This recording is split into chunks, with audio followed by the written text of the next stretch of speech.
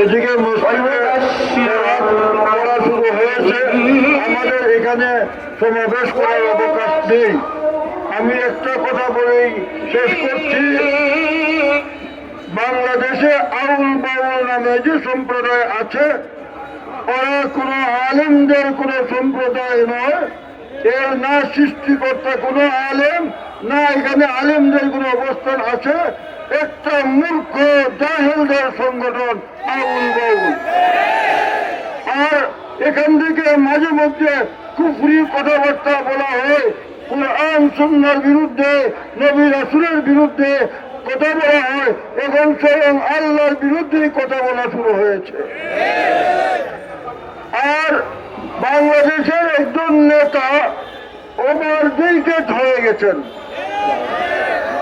উনি মাঝে মধ্যেই অস্ত্রবিম্ব প্রসব করেন। আমার মনে হয় এই ওমর ডেকের নেতা নিয়ে, এই ভারী পূজা নিয়ে এই জাতি চলতে পারে না। আসসালামু আলাইকুম ওয়া রাহমাতুল্লাহ।